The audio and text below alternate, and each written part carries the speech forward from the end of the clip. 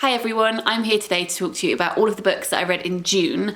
I read 6, I'm partway through 1, and of the 6 books I finished, 3 of them will be making my best of 2020 list so far, so it was a really great reading month.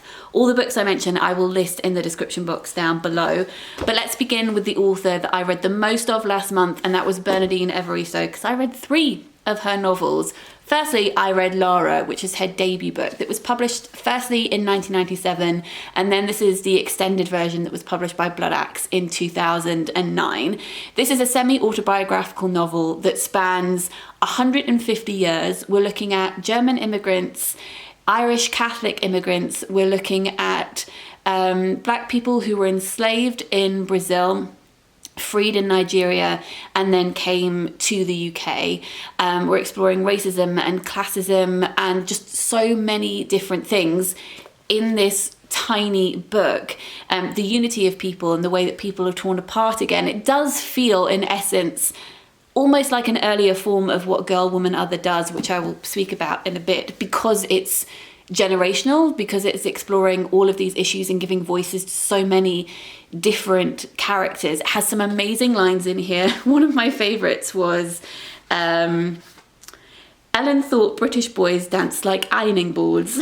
I really like that. And even though most of the verses in form are quite similar, they are different in places. In this one of Emma's poems here, we've got a mirrored poem. I really admired this book. I enjoyed it, but I more admired it. Whereas with Girl, Woman, Other, which I'll speak about it now, shall I? I thoroughly enjoyed this and admired it at the same time. I mean, at this point, I'm not sure how much I actually need to say about Girl, Woman, Other, because I am late to the party. This won the Booker last year.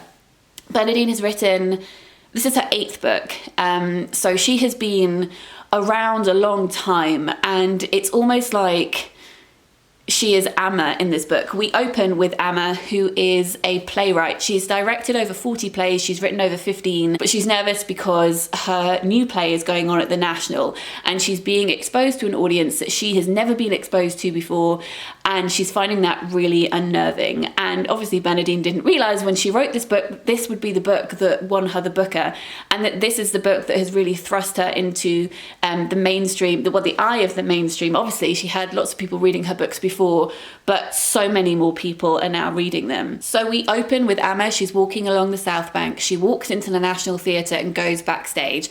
And that is what this book feels like. A, it feels like a play, and B, it feels like we are being given backstage access to the lives of all of these people. We see all of their innermost secrets, and it is such a privilege to do so. We meet 12 people throughout the course of this book. We meet 11 women, 1 non-binary person, and each of the sections, there are 5 of them. 4 of those are groups of 3 women, 1 girl, 1 woman, 1 other, and all of those labels are interchangeable as well within those sections. And then at the end, it's called the after party, where it's kind of an epilogue that we follow up on lots of different characters there. The book itself feels like a play because it feels like you're passing the narrative baton between the different characters, as though they are standing on stage and they are performing monologues or soliloquies. And as I said, we get that insight into their lives that the people around them in this book don't get to see, or they don't allow them to see. One of the things that is particularly brilliant about this book is the way that she reveals information.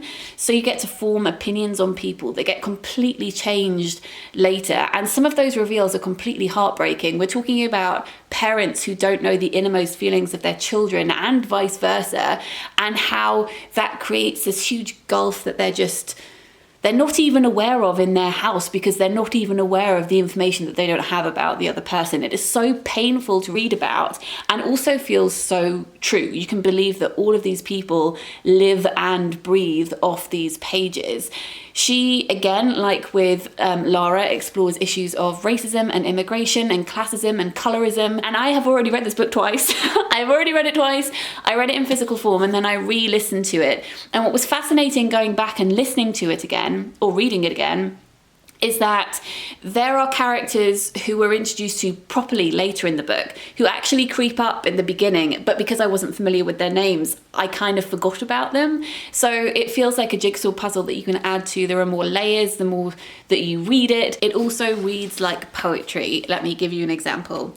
Living rooms became rehearsal spaces, old bangers transported props, costumes came from second-hand shops, sets were extracted from junkyards, they called on mates to help out, everyone learning on the job, ad hoc, throwing in their lot together. She has these repeated vowel sounds which work so well. And something that I really thought of when I was reading this book is that a while ago I read Kate Tempest's novel, which was called These Bricks Built the Houses.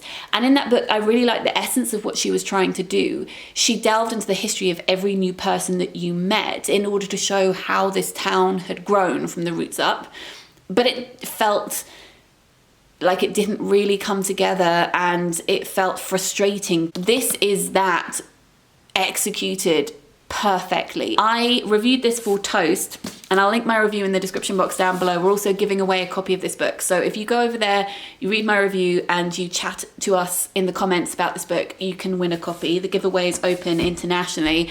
I also interviewed Bernardine for Toast over on their Instagram Live. That video is now saved to their IGTV. It was an absolute pleasure to chat with her about her backlist books. And the third book that I read by her in June was Mr. Loverman. And this one, when I was talking to her, she said that even though Lara has, I guess, structurally the foundations of Girl, Woman, Other, it was the characters in this that really sparked Girl, Woman, Other. And I can see why that's the case, because in this book she writes about mainly three people who are in their 70s.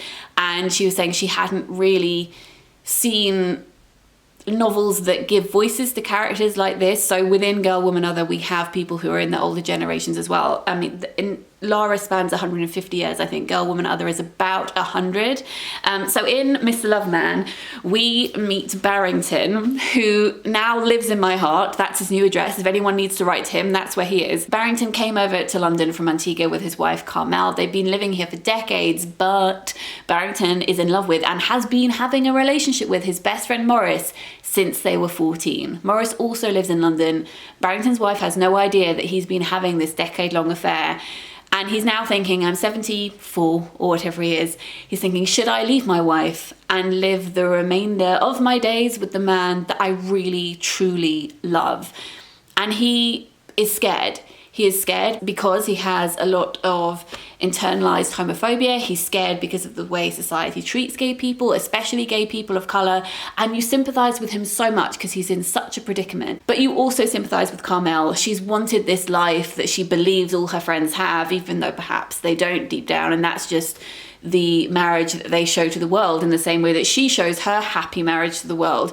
She hasn't been allowed to have the life that she wants either. So you sympathize with both of them, but both of them have secrets and both of them have been keeping things from the other person. And through the course of this book, you uncover all of those secrets and you find out the relationship that they have with their children as well. And the way that they talk to each other really reminded me of my grandparents, who were often at each other's throats, but also did love each other. They knew how to press each other's buttons. You know, you've been with someone that long, you just know. The initial scene in this book is Barrington coming home and he's drunk and he's trying to get into bed, trying not to wake up his wife. And that moment when he realizes she's only pretending to be asleep and she rolls over and she looks at him and the line says, "She looked at me like she was going to invade Poland." Honestly, I nearly cried with laughter. It's such an amazing book. I read it in physical form, but I've heard from friends of mine that the audiobook is also brilliant. So take your pick. I then read this thriller, which was actually on the back of Bernardine Evaristo's recommendation. She recommended this thriller, which is Darling by Rachel Edwards. This is the book I least enjoyed this month, but I still enjoyed reading it and I would recommend it if it sounds like something that might interest you. This is a book that's set the day after the EU referendum in the UK, and the author wrote this because of the racial abuse that she experienced after the referendum. It's about a woman called Darling White, and she meets a man called Tom, and she falls in love with him.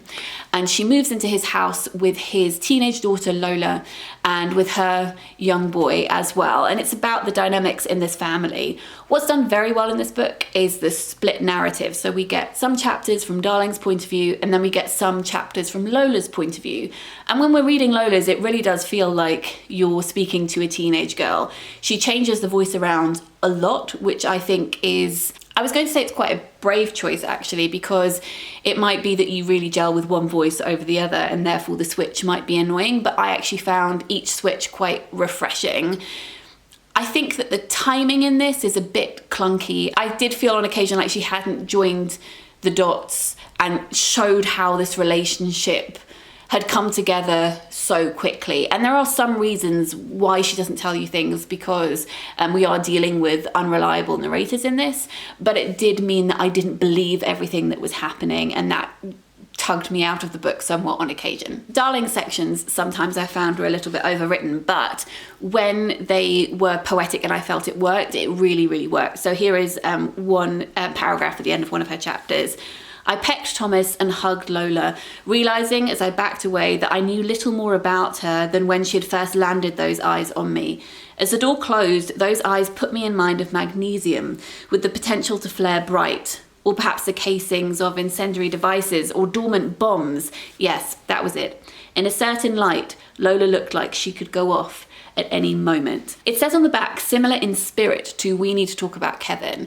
And that's the kind of quote that really bugs me, because I feel like it's trying to elevate this book into something that it's not, instead of just letting it shine as it is. This book is not like We Need to Talk About Kevin. Perhaps in spirit means they mean thematically, and they're talking about how this book is about a family that's falling apart and the potential for children falling into evil.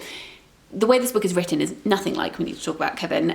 Lionel Shriver, I have no time for her, but that book, it stylistically, very, very different. So if you've seen that quote and you think that this is like that book, it's not. Just know that. I do like the issues that are explored in here. Lola is hanging out with a lot of racist people, and the way that it talked about all of those topics was brilliant. I didn't think that the thriller aspect of the book had the payoff that I wanted it to. I didn't put it down and feel satisfied. The build-up kind of fizzled a little bit for me, but I'm very glad that I read it. I read a short story collection called She Clown and Other Stories by Hannah Vincent, and I adored it. If you like Rachel Joyce's writing, if you like Karis Bray's writing, then you will enjoy this too. This is proper slice of life, some darkness stories. I loved it. One of the stories is about, well, the title story actually, She Clown, is about a woman who dresses up as a clown and performs at kids' parties and often sleeps with the dads of the children at these parties. One of my favourites, there were two, I think. One of my favourites was called The Poisoned Frog, and it was about a mother who gets a lump in her throat and she goes to have it looked at, and it turns out that she has a frog living in her throat. She has an actual, literal frog in her throat, and therefore she has to go and have it cut out, but she gets very attached to it, and the daughter wants to put it on a lead and walk it places. I just loved how it was going to be a story clearly about illness, and in a way it is, but it just turned into this completely different mashup of different fairy tales and tongue-in-cheek magical realism, and I thought it worked beautifully. And another one that I really admired was called The Mermaid and the Tick, which reminded me of a Ramona Osabel story. It was a man who was very jealous about the way that his wife's body was changing during pregnancy, so much so that he became fixated on it until he started growing drawers in his chest that he could open and close, and he would put little tiny dolls in them, so it felt as though he was carrying around humans as well. In this story, a man and his heavily pregnant wife go on holiday, and he feels very out of place. She is wanting to bond with the family that are staying near them and swim in the pool with those children, and he just doesn't want to do that. He feels as though he can't engage with that yet, and he starts walking in the forest that's nearby the place that they're staying. and he finds a place where he can cut down wood, and that's what he is doing. It feels very mechanical to him, it makes sense to him, and there's something very fairy tale like about that as well, I suppose. There isn't any overt fairy tale retellings in here, but there are just those little flourishes every now and then. And when he's out cutting down wood, he gets a tick in his body and he has to have that removed. He almost doesn't want it to be removed, and when he goes to the doctor and they're looking at his body almost under a microscope, he feels as though his space is really being invaded.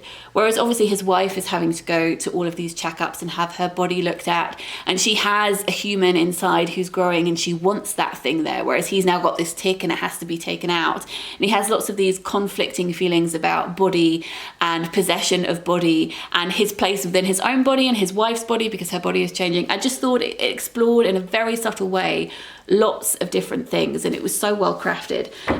Some of the stories I didn't enjoy as much as the others. The end story has all of the characters meeting in one room. That didn't really work for me, but there really were some standout ones aside from that. The last book that I finished, before moving on to the one that I'm part of the way through, is this non-fiction book here called How to Do Nothing, Resisting the Attention Economy by Jenny Odell. I heard about this book over on Holly Exley's channel, which I will link in the description box down below. She's an illustrator. She's fantastic.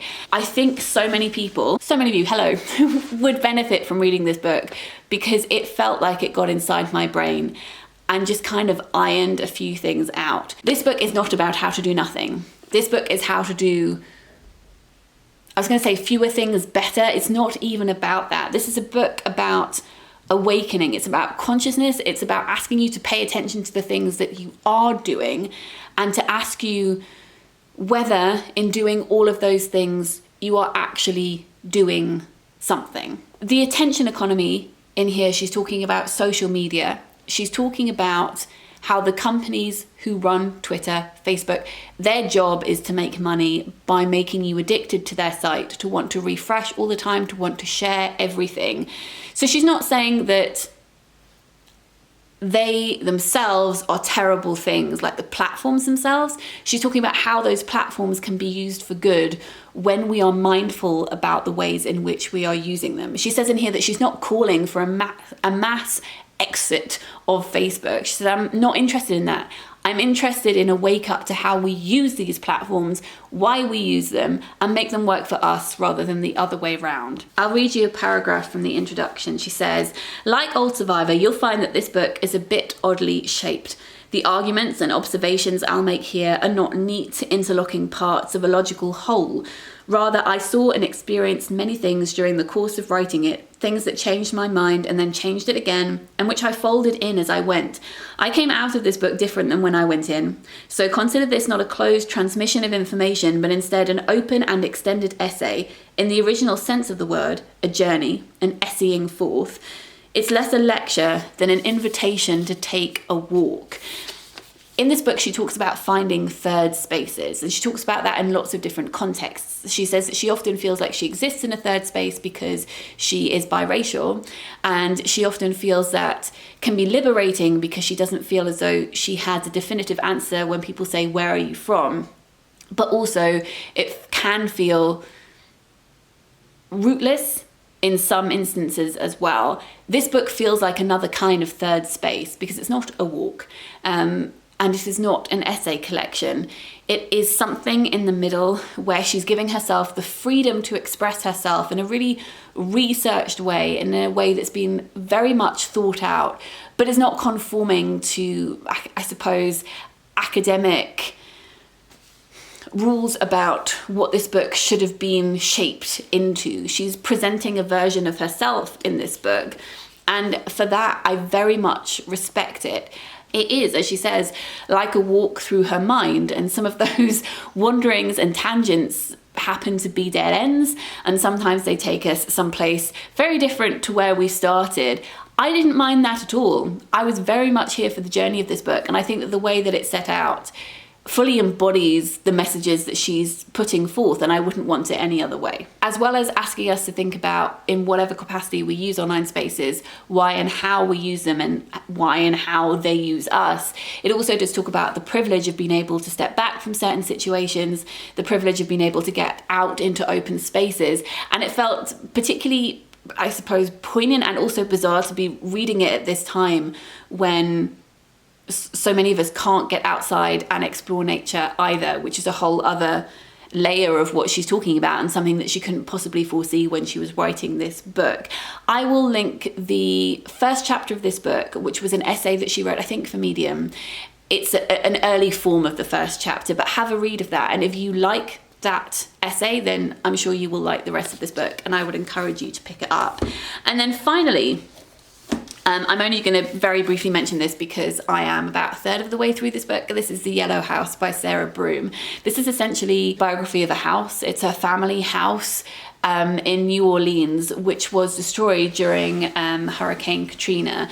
And she goes back through so many generations of a family. And I've just got to the part where she is, I was going to say entering into the equation, entering into the family, and she's writing about things that she actually remembers.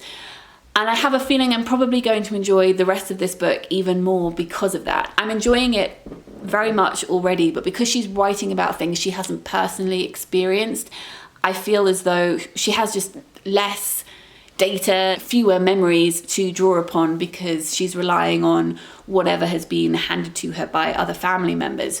So I'm sure now that we're getting into the bit where she has her own memories to choose from, it's going to become even more close.